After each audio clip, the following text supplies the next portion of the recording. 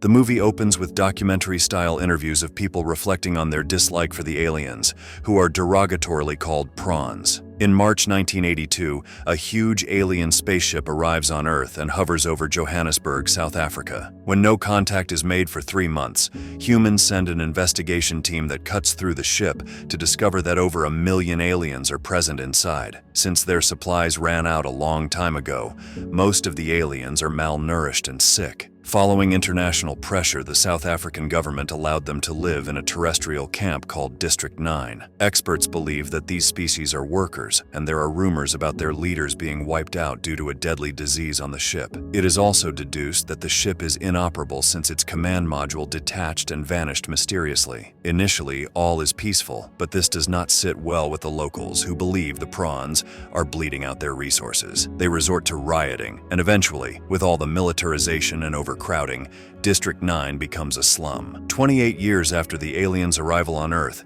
District 9 is rife with crime. Warlord Obasanjo runs illegal operations such as cross-species prostitution and arms trafficking, stashing quite a lot of alien weapons for himself. However, these weapons are bioengineered and can only be operated by alien DNA, which is why humans are unable to use them. Given the rising tension between the aliens and mankind, the government hires MNU, Multinational United, a private weapons manufacturing company, and gives it the task of relocating the aliens outside the city. MNU executive Piet Smit assigns an MNU field operative and his son-in-law, Wikus van der Merwe, to move 1.8 million aliens some 200 kilometers away from the city to a new camp, along with extra security and mercenaries for Wikus. They move in a convoy of vehicles to get through the protests, and Wikus goes door to door to have the prawns sign eviction notices, sometimes offering cat food as bait since the aliens love cat food. While most of the aliens agree,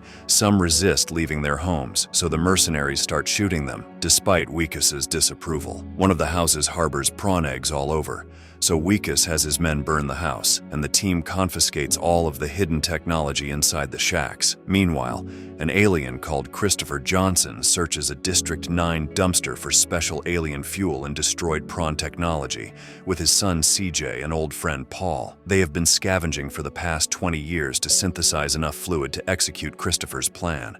When CJ finds a piece, they rush to Paul's shack, where they have a hidden room with advanced technology. As the relocation begins, the 3 aliens finally manage to finish in Paul's shack and hide the fuel in a silver cylinder. Just then, Wikus knocks on Paul's door so Christopher and CJ secretly escape while Paul hides the cylinder. The guys point their guns at Paul when he refuses to sign the form, and Wikus goes inside Paul's shack to look for collectibles.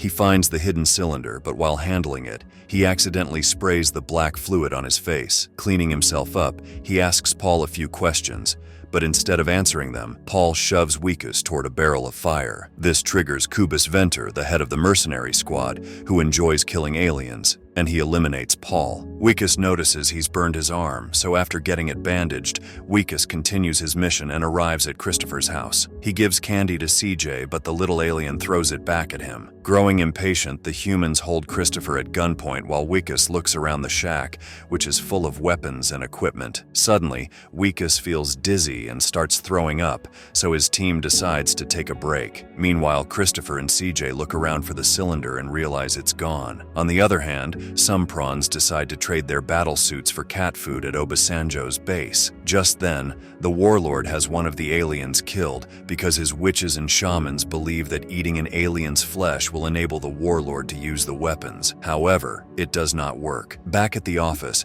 Wikus experiences strange symptoms such as nosebleeds and the loss of his fingernail, but he buries himself in work. Later, his wife Tanya throws him a surprise party to celebrate his success, so Wikus keeps up the pretense of socializing despite feeling unwell. Just as he is about to cut the cake, he throws up violently and passes out. He opens his eyes in the hospital, where the doctor removes the bandage on his arm, only to find a prawn claw instead of his arm. Shocked, the doctor informs MNU, and a team of soldiers instantly takes Wikus away in a bag without informing his wife. Wikus is transferred to the MNU lab and undergoes a series of brutal experiments, where the scientists find out that he is rapidly transforming into a prawn, with his DNA currently a perfect balance between humans and aliens.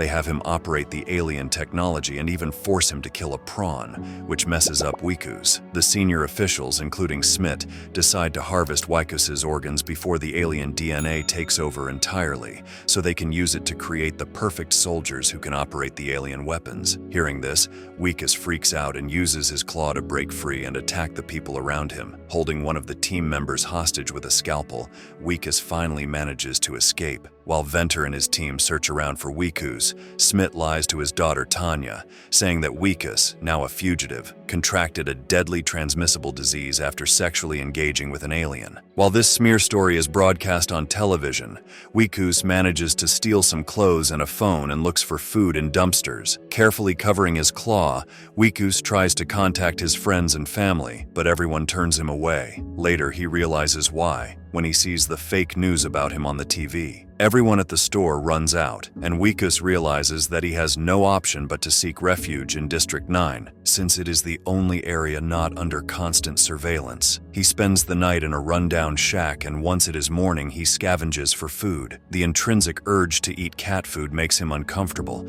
but it is like catnip to the aliens, and he can't control it. After eating it, Wikus notices he is losing his teeth too, as part of the transformation into an alien. Just as he is figuring out how to end this nightmare, he gets a call from Tanya, who calls him disgusting and doesn't even listen to his explanation. Unable to accept losing his wife, Wikus tries to cut off the claw, but when he chops off the thumb, the pain is too much to bear. Just then, mercenaries show up on helicopters in the area, implying that Tanya called him only to find his location. Laying low, Wikus inadvertently enters a shack where he finds Christopher before passing out due to blood loss from his claw. When he wakes up, he finds himself in the spaceship's missing command module, which had been hidden under Christopher's shack this whole time. Though Christopher is initially hostile toward Wikus, he agrees to help him transform back to human via a healing machine on the mothership. However, for that he needs the fuel cylinder that Wikus confiscated, since that fuel will activate the dropship,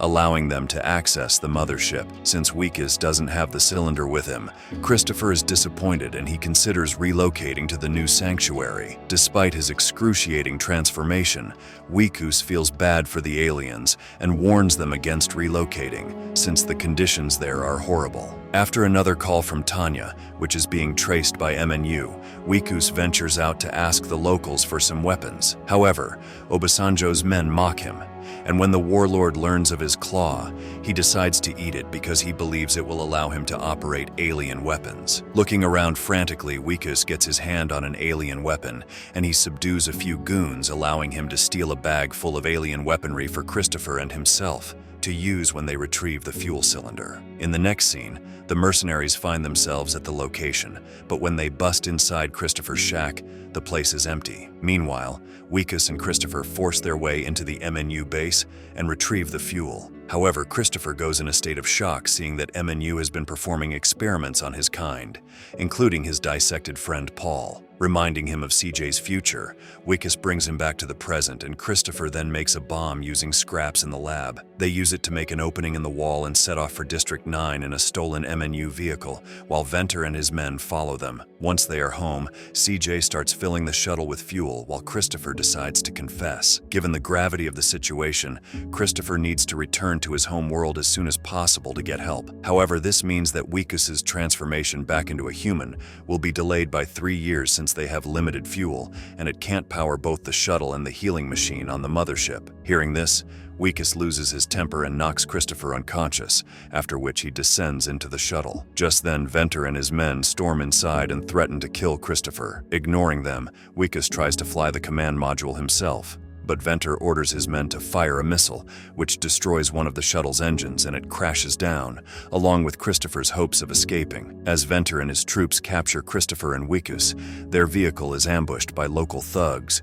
who want Wikus for their warlord. Hence, a battle ensues, and eventually the thugs capture Wikus, bringing him to their warlord. Just as Obasanjo is preparing to chop off Wikus's claw, CJ, who's still hiding in the dropship, remotely activates the mothership and also an alien battlesuit hidden in the warlord's base. The suit scans the area and finds Wikus as a prawn ally while killing the thugs that it identified as enemies. Next, Wikus enters the battlesuit and uses it to save Christopher from the mercenaries, and asks him to join his son in the dropship, while he stays back to buy time for them. Seeing this, Christopher promises to return after 3 years to change Wikus back to his human form. Then he enters the dropship and activates a tractor beam that pulls the dropship toward the mothership. Meanwhile, Wikus eliminates most of the mercenaries, but when he sees a missile launched toward the shuttle, he captures it with his left arm. When it explodes, his battlesuit is critically damaged, and he is ejected from the cockpit. Just as Venter is about to kill him, slum prawns ambush Venter and dismember him alive. In the end,